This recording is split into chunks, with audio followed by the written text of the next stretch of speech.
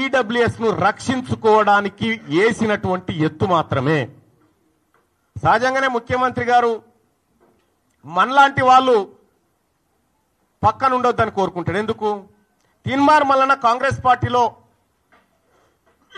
ఉండి ఓపెన్ గా జరిగినటువంటి అన్యాయాన్ని ప్రశ్నిస్తా ఉంటే ఆయనకు శవనం పట్టది. నేనే కదా ఈడబ్ల్యూఎస్ కోటా అన్యాయంగా 6.98% ఉన్నటువంటి వాళ్లకు 10% రిజర్వేషన్ ఇస్తురని నేనే 4 సార్లు రిప్రజెంటేషన్ ఇచ్చిన. మీకు అది తెలియనట్టుగా మీరు యాక్టింగ్ చేసి మీరు ప్రవర్తించేటువంటి తీరు చాలా జుగుప్సాకరంగా ఉంటుంది. మీకు తెలియదా ఈడబ్ల్యూఎస్ కోటా ఎట్లా ఇంప్లిమెంట్ చేస్తున్నారో? ఇలా 100% ఉన్నటువంటి బీసీలకు 27% రిజర్వేషన్, 10% లేనటువంటి అగ్రవర్ణాలకు 10% రిజర్వేషన్ ఇస్తే ఈ అన్యాయాన్ని ప్రశ్నించడం బీసీగా, బీసీల రక్తం పంచుకొని పుట్టిన బిడ్డగా నా హక్కు. అది నేను మాట్లాడతా. ఇలా నీ వర్గాల రక్షణ కోసం నువ్వు సమగ్ర కుటుంబ సర్వే ఏది మొన్న చేసిన సర్వేని అడ్డం పెట్టుకున్నావు కదా, మరి నా వర్గాల హక్కుల కోసం, నా వర్గాల రిజర్వేషన్ల కోసం నేను కూడా మాట్లాడతా కదా. అదే చేసిన నేను. ఇవాళ కాంగ్రెస్ పార్టీని కాపాడాలంటే, కాంగ్రెస్ పార్టీని రక్షించాలంటే ప్రజల్లో క్లారిటీ ఉండాలి. మనం సర్వే చేస్తే 90 ఏళ్ల తర్వాత సర్వే చేసినా మీరు చెప్తే సప్పట్లు కొట్టేటోడు లేడు, పాలాభిషేకం చేసినోడు లేడు. నీకు బీసీ వర్గాలు ఎవరు నమ్మలే. పైగా మొన్న మాట్లాడి నన్ను దోషిగా నిలబెట్టిరు, విలన్ చేసిరంటే విలనే అంటారు. ఆ విషయంలో విలనే అంటారు. ఆ విషయంలో మీరు చేసింది పక్కా సమాచారం అయితే, పక్కా సేకరించిన లెక్కలే అయితే ముఖ్యమంత్రి గారు ఆ సర్వేకు మీరు బాధ్యత వహిస్తారా? నాది బాధ్యత, దీని మీద డిబేట్కు నేను రెడీ అంటే ఎక్కడికి రావనో చెప్పు, నేను ఒక్కరిని వస్తా. నీ సర్వే తప్పని నిరూపిస్తా. నేను కూడా సూచనే చేసిన మీకు. ఆ రోజు సరిదిద్దుకునే అవకాశం ఉంది, ప్రయత్నం చేయండి, తప్పు కాదనేటువంటి మాట చెప్పిన. మీరు ఒక తప్పు చేసి ఆ తప్పును కప్పిపుచ్చుకోవడానికి మళ్ళీ తప్పు చేసి, ఆ తప్పును కప్పిపుచ్చుకోవడానికి మళ్ళీ తప్పు చేసి ఇవాళ సమగ్ర కుటుంబ సర్వే ద్వారా, కుల సర్వే ద్వారా ఓసీల పాపులేషన్ పెరుగుతుంది. 2011లో మనమే చేసినాం కదా సెన్సెస్. ఆ రోజు తెలంగాణ రాష్ట్రంలో ముస్లింల జనాభా, మొత్తం ముస్లింల జనాభా 44 లక్షలు ఉంటుంది. ఈరోజు అదే 44 లక్షలు ఉంటుంది.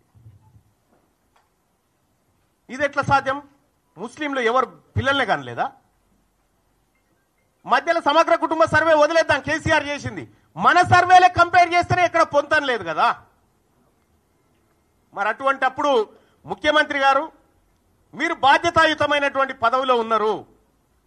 ఈ బీసీలకు న్యాయం జరిగే విషయంలో ఏమైనా పొరపాట్లు జరిగితే మళ్ళీ సరిదిద్దుకోండి అని చెప్పి సూచన చేస్తా ఉన్నాము.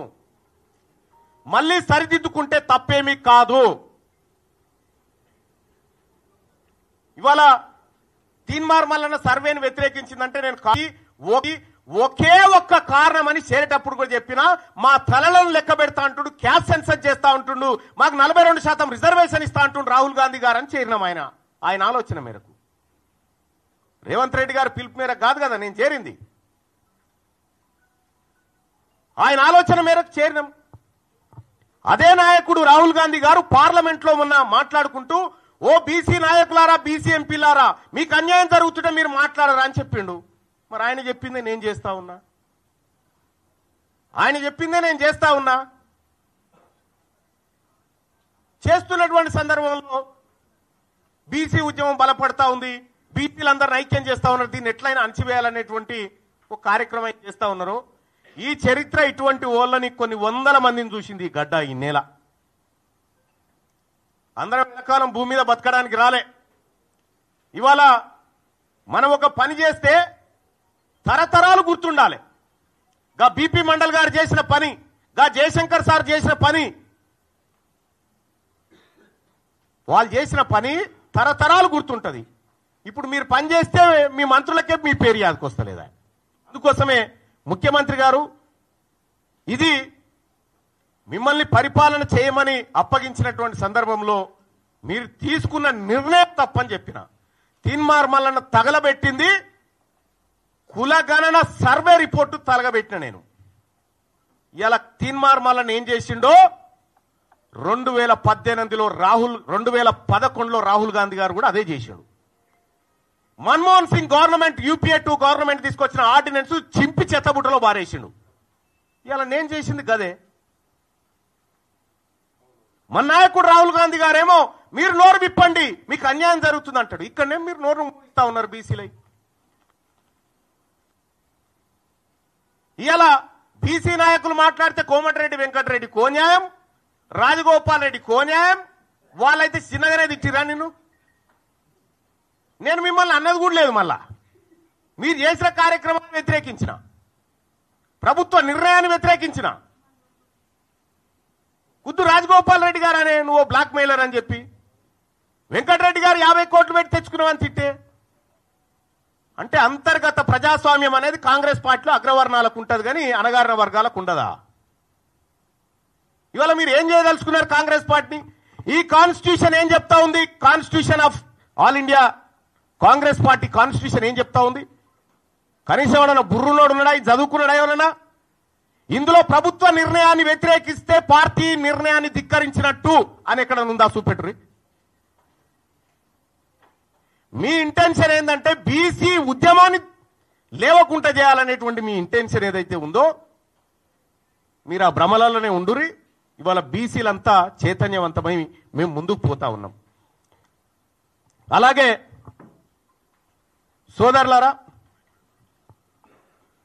సోదరులారా, తెలంగాణ రాష్ట్రంలో కాంగ్రెస్ పార్టీ ప్రభుత్వం ఏర్పడడానికి తీన్మార్ మల్లన్న ఏం చేసిండో మీ ప్రజలందరికీ తెలుసు.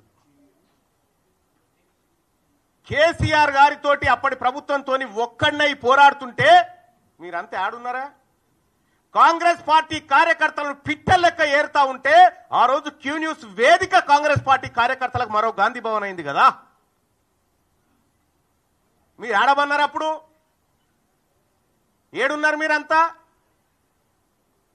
ఇవాళ తీన్మార్ మల్లన్న రెక్కల కష్టంతో నా ఒక్కందే కాదు, ఇంకా ఇగో ఇక్కడ కూర్చున్న రఘు, ఇంట్లో చాలా మంది జర్నలిస్టు మిత్రులు అలాగే మేధావి వర్గాలన్నీ కష్టపడితే ఇలా కాంగ్రెస్ పార్టీ అధికారంలోకి వచ్చింది. కాంగ్రెస్ పార్టీని ఏ ఒక్కరు అధికారం తేలే, అందులో నా పాత్ర కూడా ఉంది. నేను 45 నియోజకవర్గాల్లో తిరిగి క్యాంపెయిన్ చేస్తే 42 నియోజకవర్గాల్లో కాంగ్రెస్ పార్టీ గెలిచింది.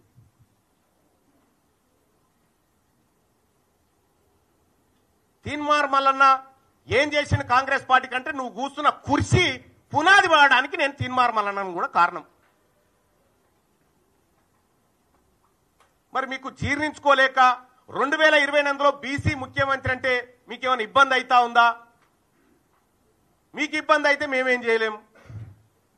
కానీ మా లక్ష్యం ఒకటే, 2028లో ఖచ్చితంగా తెలంగాణ రాష్ట్రానికి బీసీ ముఖ్యమంత్రి అయ్యి తీర్తాడు. ఇది మా బీసీలుగా మేమందరం చేసుకుంటున్నటువంటి శపథం.